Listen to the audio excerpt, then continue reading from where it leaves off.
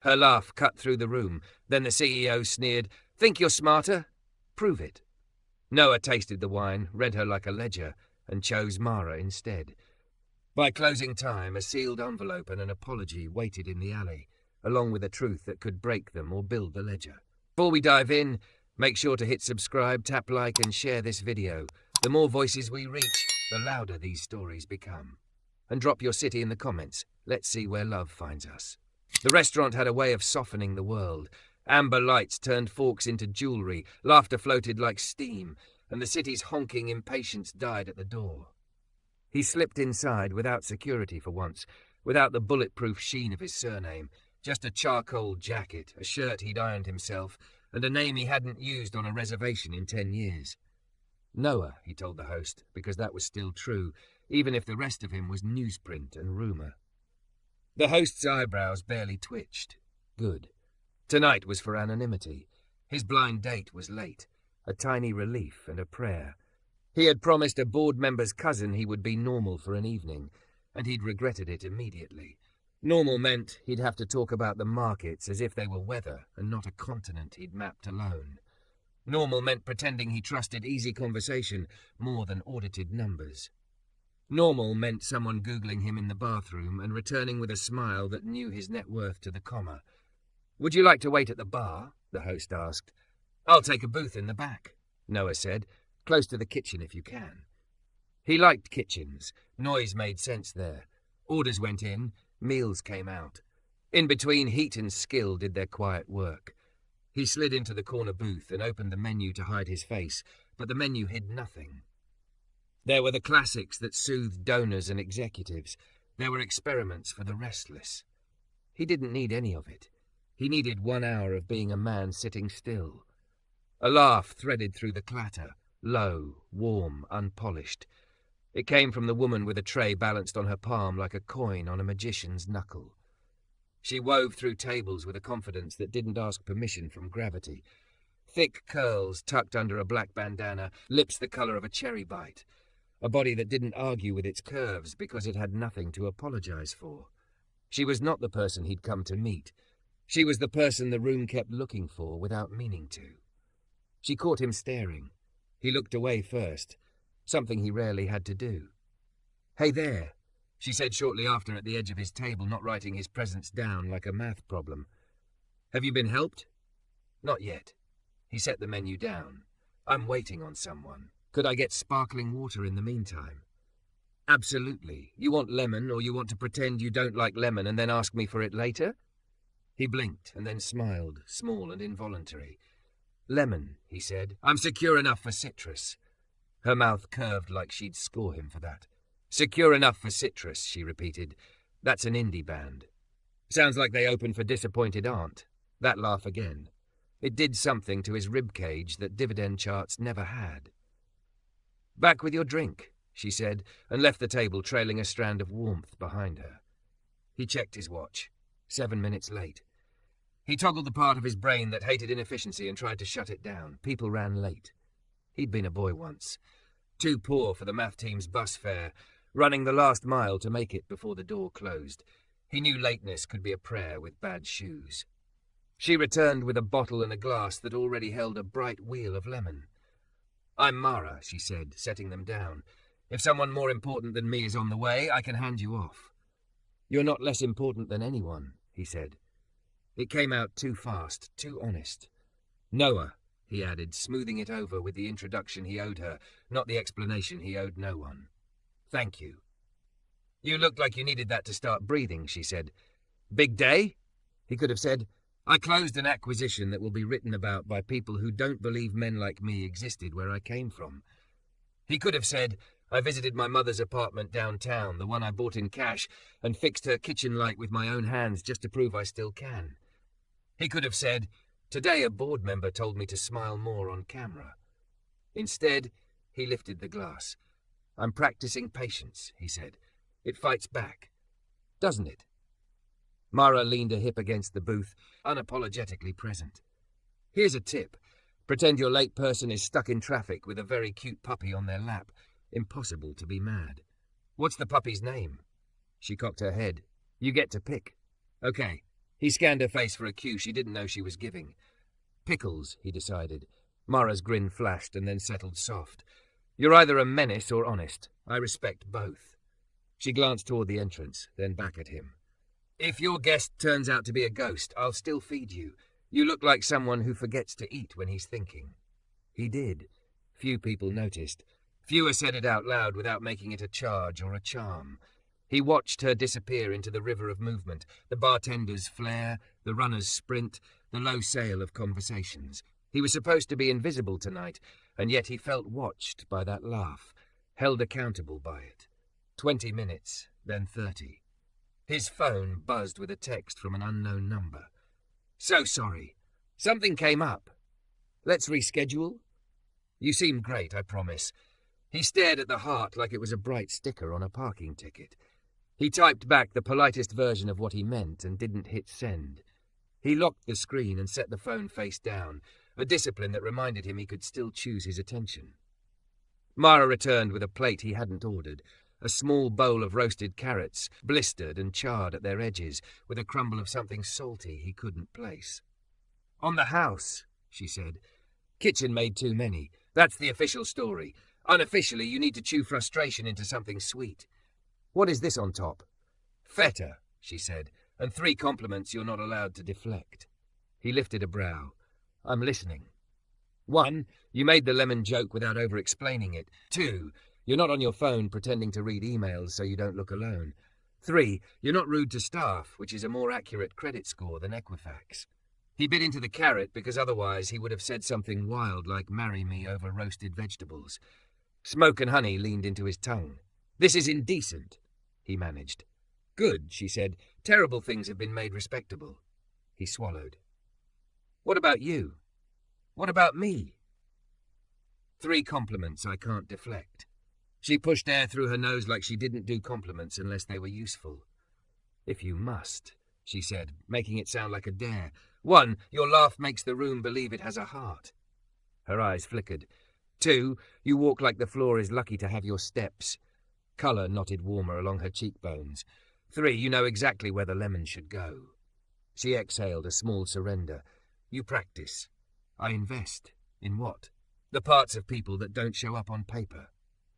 She regarded him, a quiet adjustment. He saw the moment a person who lived off reading strangers realized the stranger was doing the same right back. Not a threat. A mirror. She tipped her head toward the phone, still face down. They're not coming, she said softly. No, he said, and felt relief slide in like a tide over sand. They're not. Then you're mine for an hour, Mara said, the playfulness back to temperature. Let me order for you. He surprised himself. Please. Trust me? Yes. It was embarrassingly simple. She whisked the menu away like a secret and wrote nothing down, which made him happy.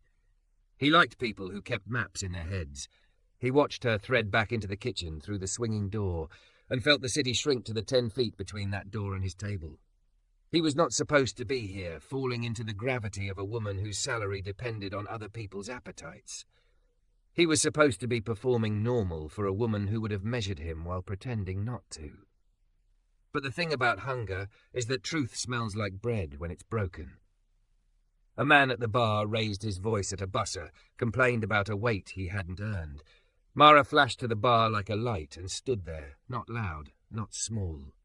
Noah couldn't hear the words, but he watched the man's posture deflate, not from shame, but from being met by someone who wouldn't trade her dignity for his tip.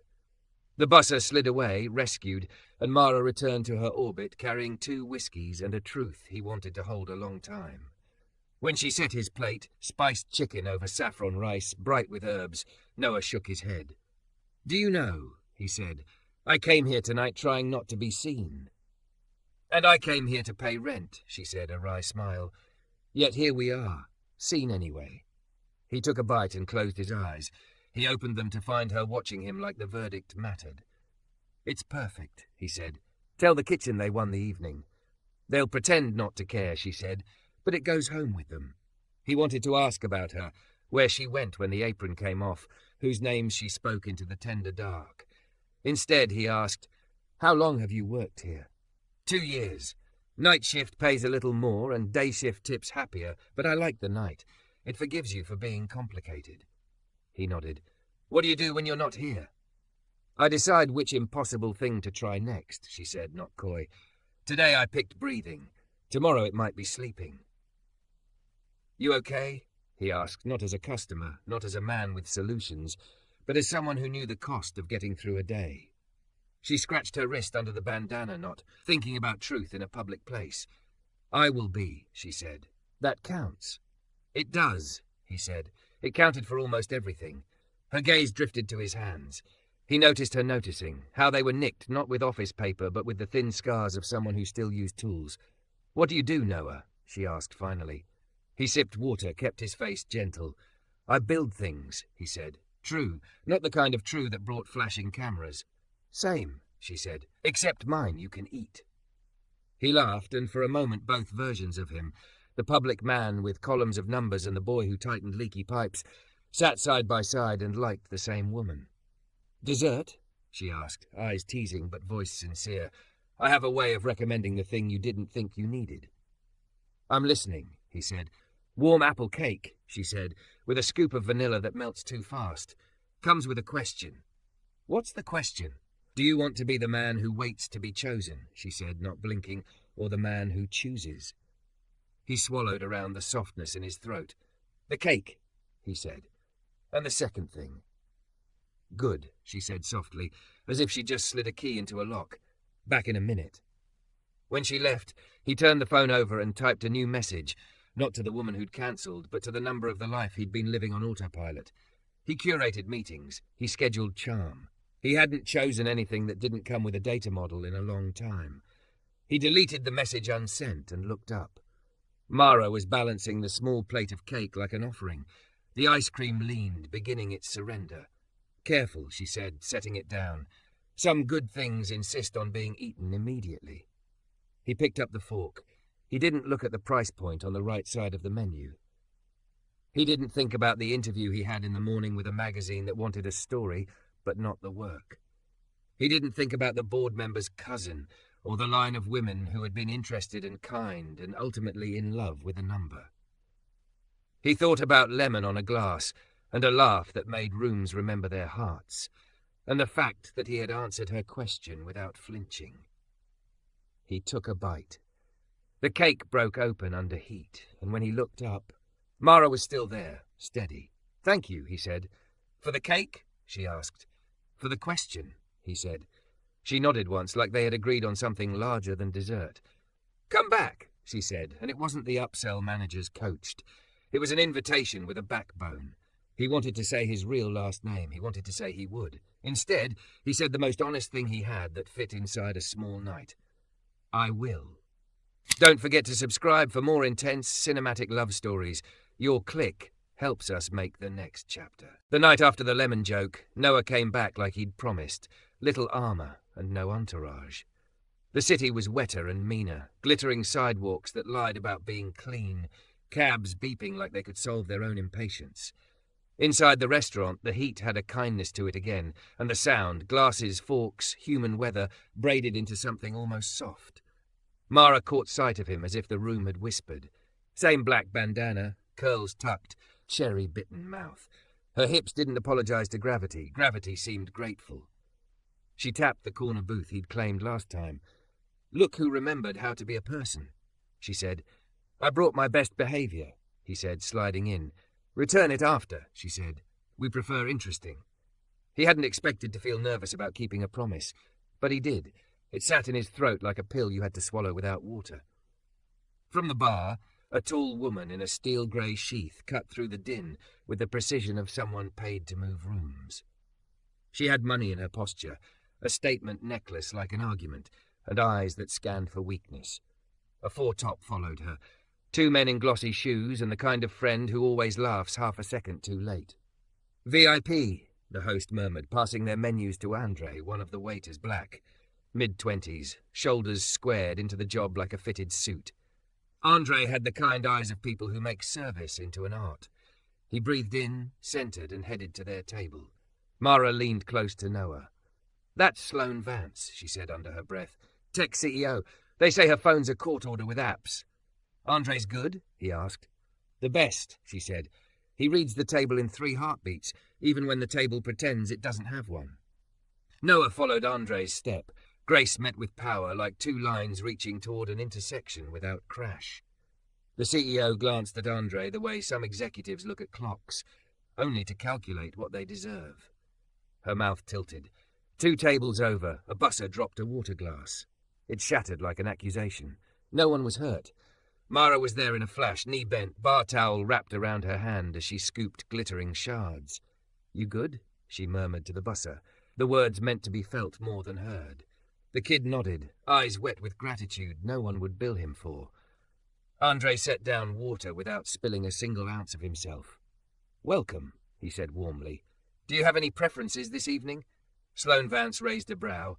"Do I look like a woman with preferences, or a woman with standards?" "Possibly both," Andre said, unthreatened. Her friends tittered. She pointed to the bottle list. "We'll start with the Terrace's Pinot," she said, then stopped. "No. You know what? Surprise me. Think you're smarter? Then prove it."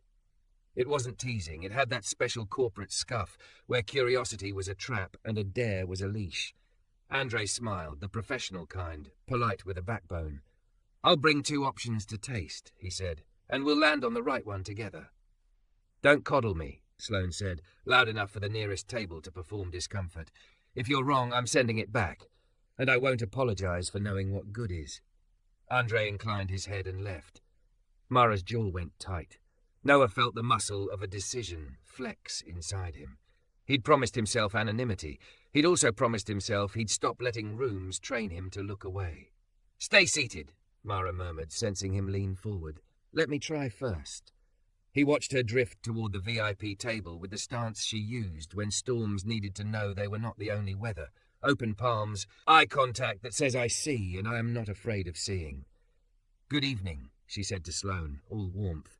"I'm Mara. I run your lane tonight with Andre. We'll make sure you feel taken care of." Sloane didn't look up. "Already did that when I made the reservation." Mara's smile thinned. "We'll make sure you feel taken care of again." Andre returned with 2 bottles and 4 tasting glasses. He set them down with reverence without theatre. "On your left," he said, "a Pinot from Anderson Valley, brighter fruit. On your right, a Russian river, silkier, more depth." Sloane took the first glass like she was seizing evidence. She sipped, stared into a far corner of the room as if inspiration lived in vents, then shook her head. She sipped the second, then set it down harder than the stem deserved. "No," she said, flat, juvenile. Andre didn't flinch. "I can bring someone who knows what they're doing," Sloane said. "What was your name?" "Andre? Tell me, Andre, do you drink these, or just memorize what your manager tells you?" The table went very still.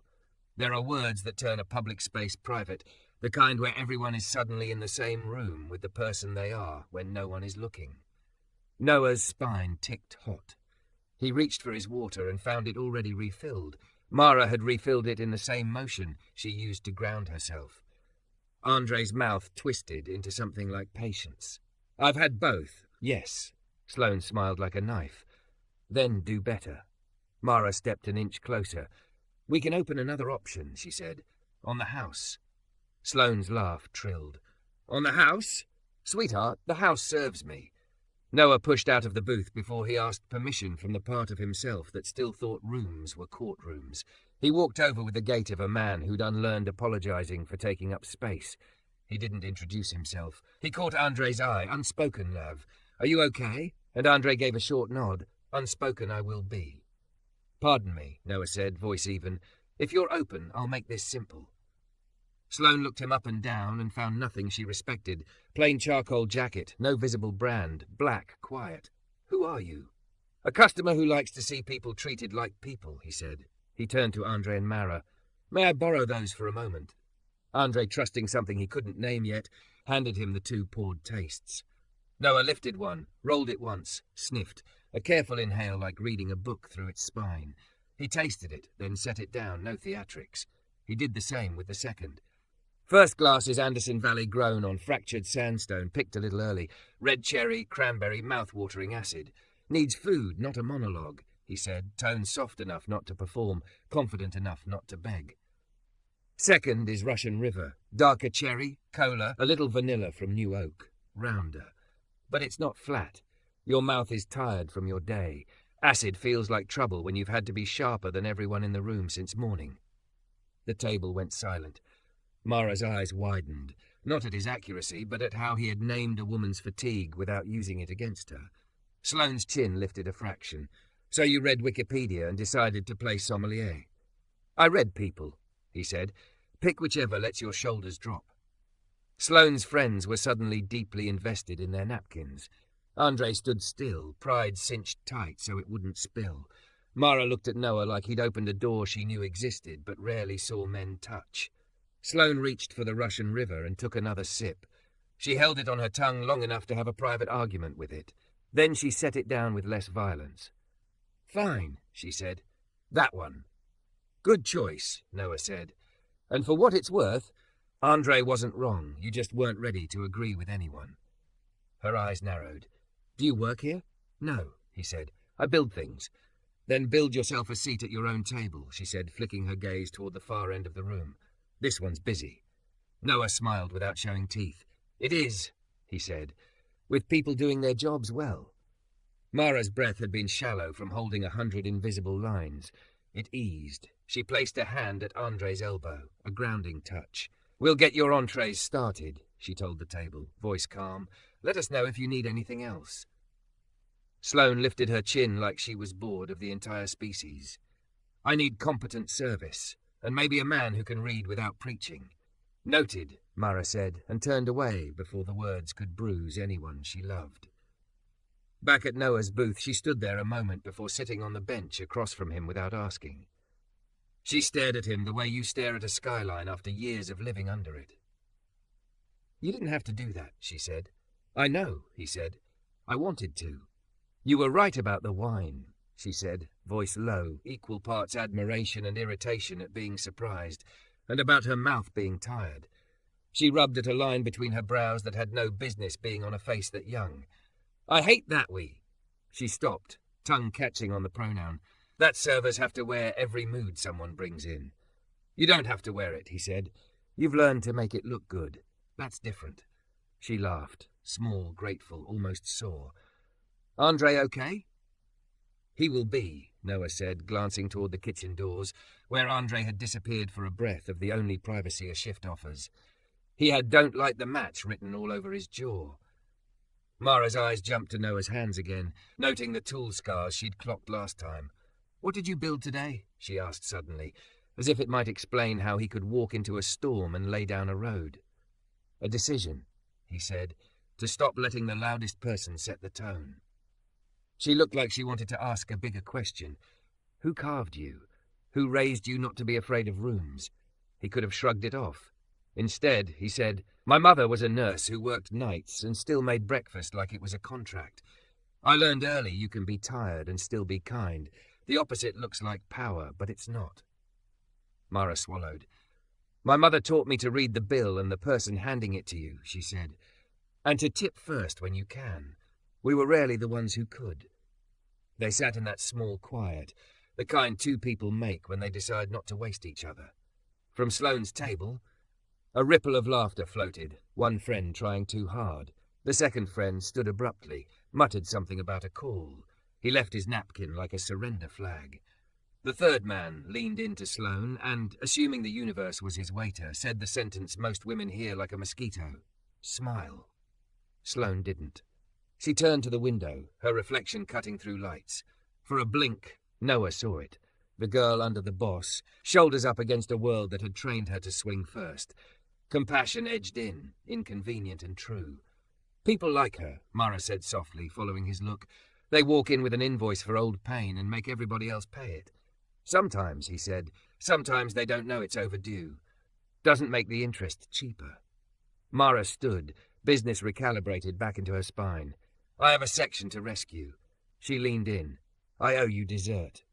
Dangerous promise, he said. I keep those, she said, and left. Sloane's party ate like negotiations, forks as pens, plates as contracts. When the check came, the friend who'd left didn't return. The other two did a soft calculus and discovered their generosity ended at the edge of her rudeness. We've got an early one of them said, standing, already a door closing. Sloane blinked, surprised that the orbit she'd purchased sometimes came with tides. Of course, she said coolly. Leave. I prefer solitude to stupidity. They did. She signed alone. The restaurant didn't clap. It simply flowed around her as if she were a rock midstream. Andre brought the receipt without resentment, just dignity. Thank you for dining with us, he said, and meant the words while refusing their original script. She stared at the tip line, that thin battlefield where people decide who they are. The pen hesitated. For a moment, she almost wrote an apology with numbers.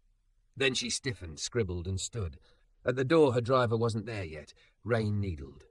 She checked her phone, jaw set, visible, alone. Mara returned to Noah, carrying a plate he'd never ordered. Warm apple cake, she said. Ice cream melting too fast. Comes with a question. He smiled. I remember. Tonight it's a different one, she said, placing the plate between them like a treaty. Do you want to spend your life convincing rooms not to be cruel, or building rooms that don't know how? He felt it land in his bones with a clean, weighty sound. Outside, the rain intensified. At the host's stand, Andre exhaled, then laughed with the busser. Grief turned into a joke that didn't injure anyone. Both, Noah said, surprising himself. But if I have to pick, the second. Good, she said, eyes steady, because the first one eats you. He took the bite before the ice cream bled into the plate's edges. The apple was cinnamon and heat, the cake the thing you make when you want to give someone mercy they can chew. When he set the fork down, Sloane Vance stood outside under the awning, looking small in a way money can't bully into changing. Mara's line of sight met his. You feel bad for her, she said. Not accusation, just diagnosis. I recognize the blueprint, he said. What you do when no one protects you becomes your bad habit. Mara nodded. So you learn new ones. I'm trying, he said. Try here, she said. Tomorrow at 7, after my shift, there's a diner around the corner with coffee that lies and pie that tells the truth. He looked up like a man told to kneel. Okay. She slid the check toward him with a pen that had survived 100 nights. And Noah? Yes? Bring the part of you that builds, she said. Leave the part that performs. He signed, added a number that said what words couldn't without turning dignity into charity. He left the pen on the table and stood. At the door, Sloane's driver finally pulled up, splashing curb water. She didn't look back. She got in, and the car folded away. Mara touched Noah's wrist, brief, electric, a single honest thing. See you tomorrow, she said. I'll be here, he said. He stepped into the rain. The city pressed against him, not hostile, just asking if he meant it. He lifted his face and let it answer for him. The diner's neon promised 24 hours of mercy, but the truth inside was gentler than the sign. Chrome edges dulled by years of elbows, a pie case that winked honest, and a waitress who called everyone love, whether they earned it or not. Mara walked in 10 minutes after 7 with damp hair curling where the bandana had been, and a coat that hugged her like it understood both weather and want. Noah had chosen a booth that faced the door. Habit, hope, and the simple greed of wanting to see her arrive. When he stood, she gave him a small smile, not the performative kind you use to control a room, but the kind you give when you're not sure if you deserve good things and you're deciding to try anyway. You came, she said, sliding in across from him. I said I would, he said. I'm trying to be the man who does what he says. Dangerous species, she murmured, amused and a little relieved. The waitress appeared with 2 chipped mugs like a blessing. Coffee? She asked, already pouring. Yes, ma'am, Noah said. Mara lifted a brow at the ma'am and said yes too. The first sip was the lie the neon promised. The second was somehow less of one. Before we start, Mara said, hands around her mug, tell me something true that costs you nothing. He thought about wealth and definitions. I am better at fixing other people's sinks than asking for help with my own. She nodded slowly. I like that one. She looked down at her own hands, short nails, little burns that line-cook life leaves on skin. My turn. Sometimes I take the long way home just to listen to the city breathe. Pretend it's breathing for me. He swallowed. Simple admissions felt like stepping stones over water. Each one held your weight if you didn't look down too long. Pie? The waitress asked, hovering. Apple's hot. Pecan will judge you and love you anyway. Pecan, Mara said, decisive. For him too. Yes, love, the waitress said, and left in a whirl of practical kindness. They were a pair of quiet held between clatter. Noah studied the small nick at the base of Mara's thumb, the one that said she reached for hot trays quicker than sense. He wanted to ask about the day she'd learned to move that fast. He wanted to ask about everything. Instead he asked, "Who taught you to laugh like that?" She blinked. "Like what? Like the room owes you joy and you're collecting?" Mara's mouth curved. "My grandmother," she said. "She ran a tiny bakery out of a kitchen that should have been condemned and made cakes people proposed beside. Taught me the secret of mercy." "What's that?" "Frost-warm cake," she said. "Not cold. Warm. It slides, you make a mess, you fix it with your hands. It tastes like forgiveness." He put a hand over his chest as if to keep it there. "That true story cost you something," he said softly. Mara shrugged, then didn't. "She died last spring," she said. "Sometimes I forget to stop being brave long enough to feel it." "You're allowed both," he said. The pie arrived warm, the fork's first cut losing a sigh of sugar and heat. They ate like people who'd worked with their bodies all day and needed proof the world still had sweetness. It did. The pecans held the caramel like small affirmations. "So," Mara said after a quiet she didn't rush, "what do you build, really?" He could lie. He could say furniture or apps or houses he'd only ever visit at ribbon cuttings. He could say a company and be correct while being untrue. "Rooms," he said finally. "And rules for rooms. I spent years forcing the loudest tables to behave. It worked in small ways. It didn't last. I've started building differently." "How?" "Start with who gets a seat. Start with who tells the story. Start with a rule that no one's dignity pays for anyone else's entertainment. Then build money around that, not the other way." She watched him the way you taste something you didn't know you were hungry for. "That sounds like a manifesto disguised as a business plan," she said, half teasing, half hope. "Maybe," he said. "Would you help me write it in a language kitchens believe?" Her laugh was a surprised breath. "Careful," she said. "I come with opinions and a need to sleep sometimes. I come with tools and a need to learn," he said. She rested her forearms on the table, leaning in. "Okay, then here's a rule. If we build a room, we pay people before investors. Tips are not charity. They're math you do with your spine straight. Everyone leaves with their whole name." "Deal," he said, like he could sign it with steam on the window. Her phone buzzed against the vinyl. She ignored it. Buzzed again, insistently apologetic. "I'm sorry," she said, checking. "It's the restaurant." Andre's name lit the screen. She answered with the voice she used when the floor was wet and someone had to not slip. "You good?" A beat. Then Mara's eyes went flinty. "She what?" Another breath. Her jaw worked. "No, you don't go out there alone." She pressed the phone to her shoulder, looked at Noah, and for the first time since he'd met her, asked for help without swallowing it first. "She's outside," Mara said. "Sloane. Came back, waiting by the alley for a cigarette that doesn't exist, telling the busser he ruined her night. Andre's trying not to." She shook her head. "I need to go." "I'm with you," he said, already sliding from the booth. He dropped cash under the sugar caddy with a number that said gratitude without performative wealth. The waitress mouthed good man and topped up their mugs like a prayer for later. Rain needled the street into sequins.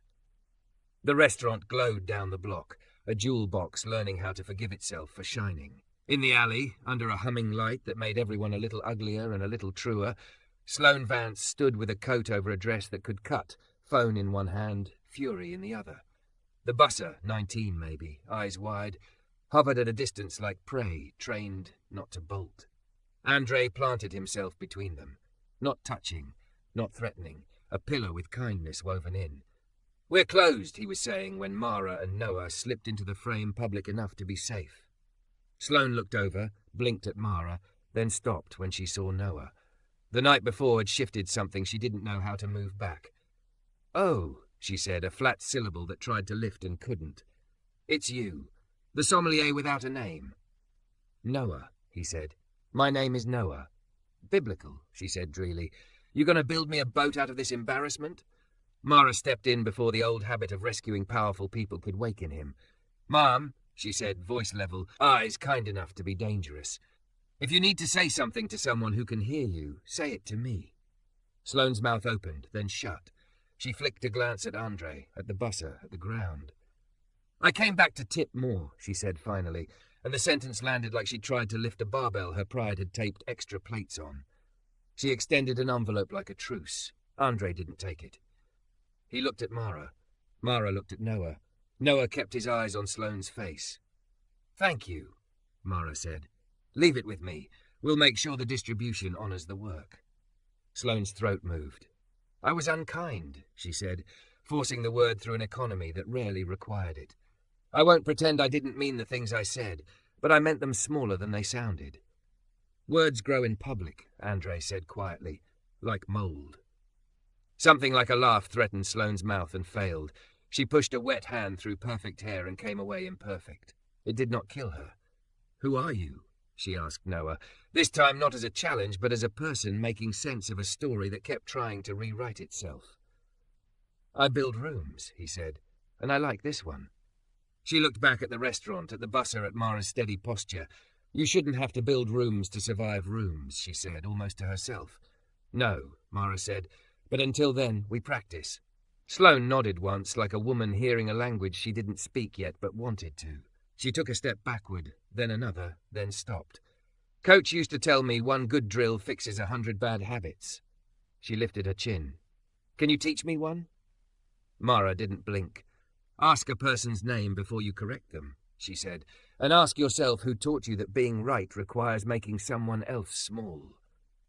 Sloane's expression did a complicated thing, pride wrestling with relief and losing with grace. "Thank you," she said, and left before she could ruin it by buying it back. The busser exhaled a week's worth of air. Andre put a hand on his shoulder. The whole alley seemed to stand down. It was a small victory, not for social media, not for headlines, but for the ledger inside everyone's ribs. Back on the sidewalk, rain softened to a workable mist. Mara's coat stuck to her waist. Noah resisted the urge to put his jacket over her shoulders and didn't quite succeed. She let him. The weight read not ownership, but weather shared. "Thank you," she said. "For coming with you?" he asked. "For not making it a performance," she said. "For letting it be what it was, a night, a woman, an apology trying to find its legs." They walked without hurry. The city felt like a place with edges you could touch and not bleed. At the corner, under a streetlight that smudged them golden, Mara stopped. "I have another rule," she said, breath visible. "If we build a room, we keep space for grief that has good manners." He smiled, tender and wrecked. "And joy that doesn't," he added. "Good," she said, the word a key turned. "Because I like you, and it scares me." The sentence hit him like warm cake under cold frosting. He didn't reach for reassurance that would cheapen it. He looked at her the way a man looks at a future he didn't think he was allowed to want. "I like you too," he said, "and I'm not going to use you to prove anything." Her eyes flashed, then softened. "There's the line I needed," she whispered. They turned back toward the diner to reclaim their cooling coffee, toward a table where the check would be simple and the future complicated and honest. As they walked, Noah's phone buzzed. Another life tugged. He slid it back into his pocket without looking. "Tomorrow," Mara said, as if the city might challenge the word. "Will you come by before your real world eats you?" "Yes," he said, "and if it tries, I know a woman who can make it choke on lemon." She laughed, low, warm, unpolished, the sound that made rooms remember their hearts. Andre, locking up down the block, heard it and smiled like someone had just tucked a good tip into the pocket of the night. The busser waved shyly, already taller. They reached the diner door just as the neon flickered, a hiccup in the promise. It steadied. They stepped inside together, carrying rain, new rules, and the gentle audacity of people choosing a different kind of room. Morning leaned through the diner windows in pale stripes, the kind of light that forgives last night's bravado. Mara slid into the booth first, hair damp from the shower, coat open over a black knit dress that respected her curves like a promise. She set 2 paper cups between them, one marked M, one marked N, because the neon coffee could not be trusted before daytime. "I stopped pretending the diner coffee is good before 10, she said. "I like your religion," Noah said, hands closing around the heat. "What's the sermon?" "Rest where you can," she said. "Speak soft until it matters." They sipped in companionable quiet as the city pulled on its workday. The last 24 hours had rearranged small furniture inside both of them. They could feel it without naming the pieces yet. Noah cleared his throat. I owe you something. Pie? She guessed. Truth, he said, and the way he said it made her set the cup down. Okay, she said, bracing and open at once. I told you I build rooms, he said. I didn't tell you how tall they are. He inhaled. I run a company, a big one. Some days it feels like an accident I kept happening to. I try not to be the headline version of myself, but the headline keeps showing up to dinner. Mara didn't move except for a blink that confessed she'd suspected a larger engine but hadn't wanted to name it and scare it off.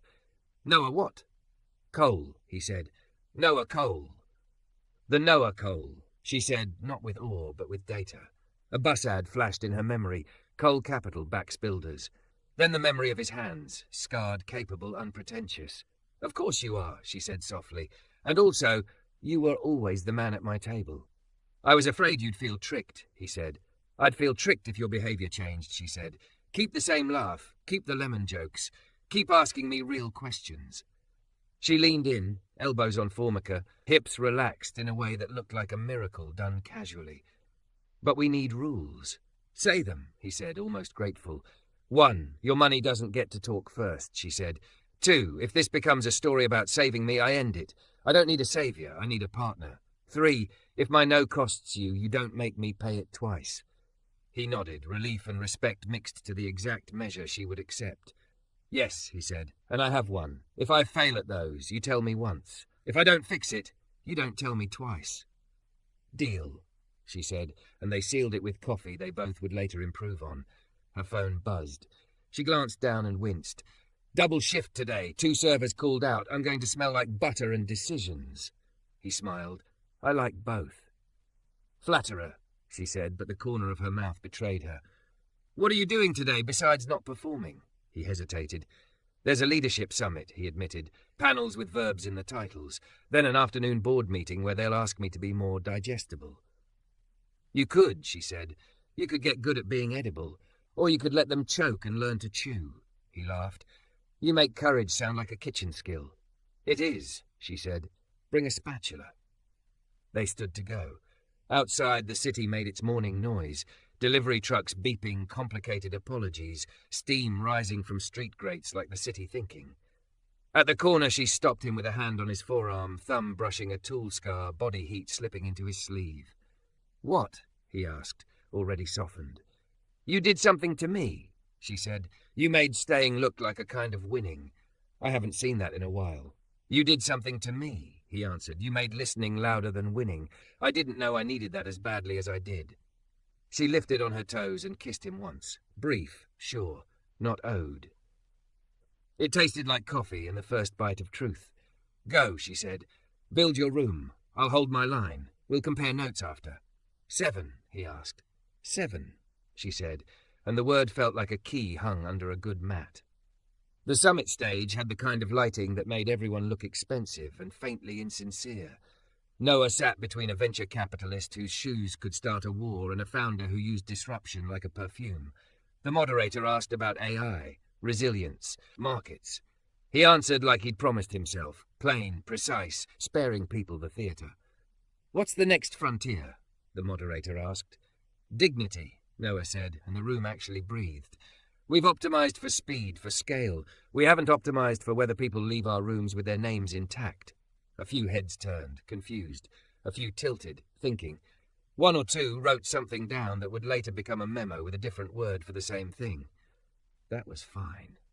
He wasn't praying for everyone, just for enough. During the break, a woman intercepted him near the coffee urn. Steel grey sheath, statement necklace, eyes that didn't dodge. Sloane Vance. Mr. Cole, she said, voice without sugar. Noah didn't flinch at the name. Miss Vance. You took my table last night, she said. It sounded like a charge, but landed like an invitation to account. I stood next to it, he said, not surrendering the language. She studied him, the way athletes study tape. You embarrassed me. I slowed you down, he corrected. There's a difference. A muscle in her cheek flickered, then she nodded once. You were right, she said, like she was pulling a tooth cleanly. My mouth was tired. She paused. I went home and realized I haven't enjoyed a meal in 6 months that I didn't use to prove I could afford it. Expensive hunger, he said softly. She stared past him at the roasted coffee that would never atone. "I'm not apologizing to you," she said. "But I am to Andre." She held up her phone. "I asked the restaurant for his schedule. I'll go when he's on. No cameras. You don't get a press release." "Good," he said, meaning it. "You'll feel better after." "Worse first," she said, able at last to hear that truth without shattering. She looked at him like the city looks at someone who chooses the train over a car on a rainy day. "Thank you for making me a room I didn't know how to enter," she said, and left before he could turn it into a lesson. He exhaled. Somewhere in his chest a ledger scratched a small debt forgiven. Dinner service at the restaurant pulsed hard from the first ticket. Mara's hips wrote their steady script through the aisles, her laugh opening small windows in hard faces. Andre was back, dignity unwrinkled, a fresh pen clipped to his apron like a banner. The busser moved with new shoulders, glancing once at the alley door and finding it just a door. At 6:52, Noah slipped into the corner booth. He wore the same charcoal jacket, but something in the way he sat was different, less braced. He watched Mara finish a table with 4 birthdays and 2 divorces between them, then rolled toward him like the tide, heavy with purpose and grace. "You made the panelists choke," she said, sliding in opposite. "I gave them pecans," he said. "They just weren't ready to chew." She laughed and shifted, the dress hugging her in a way that made his attention responsible. "I have a present," she said. She reached into her apron and pulled out a folded piece of paper, smoothing it flat like dough. "Draft menu." "For what?" he asked, already half in love with whatever it was. "For the room," she said simply. "We start small. Pop up on Mondays. We call it the Ledger. Rule on the door, no one's dignity pays for anyone's entertainment. Andre's in if tips are pooled and distributed fairly. Busser gets a cut like a human. We comp a seat every week for someone who needs to remember they have a name." She looked up, the bandana knot replaced by hair pinned like she might run a country if asked. "You still game?" He didn't answer with words first. He pulled out his notebook, unbranded, field-worn, and wrote, "The Ledger. Pilot." Under it, he wrote dates, costs, names. He turned the notebook so she could see he wasn't offering charity. He was offering a plan. "We do this together," he said. "My team will hate that the math starts with people. They'll live." "And you're bored? They'll ask for KPIs," he said. "I'll give them return rates and retention curves and a picture of Andre smiling. They won't know how to read the picture." "That's my job." She touched the margin with a fingertip, leaving a faint smudge of flour from some earlier, invisible mercy. "Give it a second rule," she said.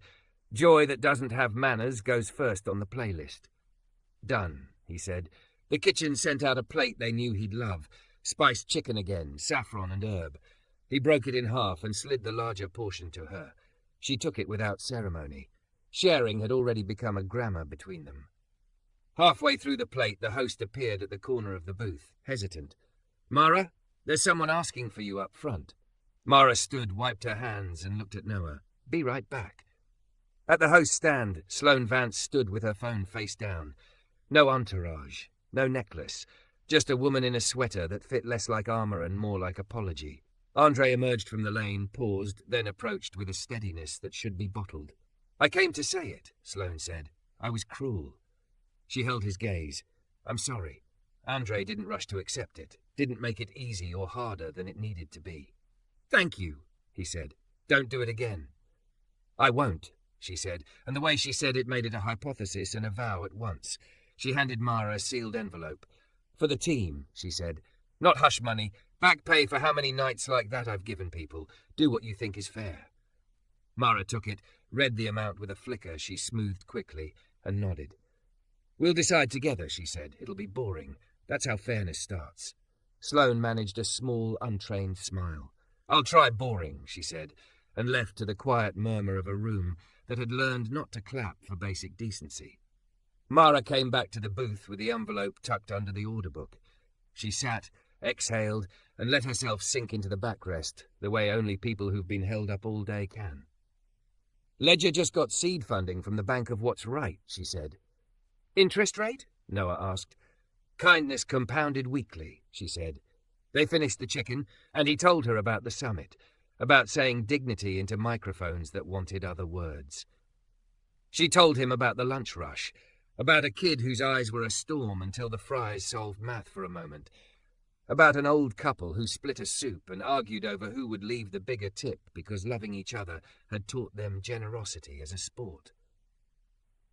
Later, after last checks and the ceremonial clatter of a closing kitchen, they walked into a night that had the good sense to be clear. The alley light hummed less like a threat and more like electricity that had decided to be useful. At the corner, he stopped where they'd made the morning promise. "I don't know where this goes," he said, "but I know the rules we wrote today felt like doors that finally fit their frames."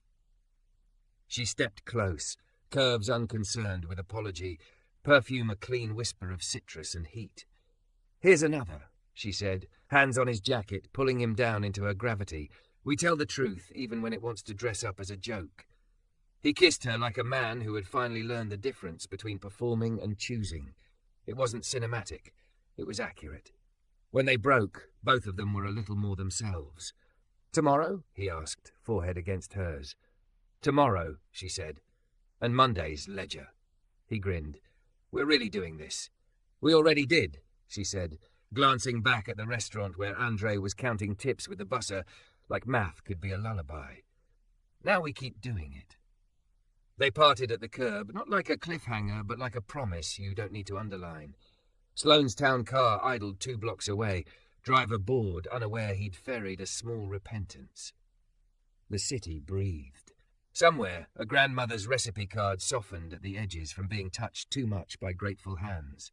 Noah tucked his hands into his pockets and felt the field notebook there, paper warm with new rules.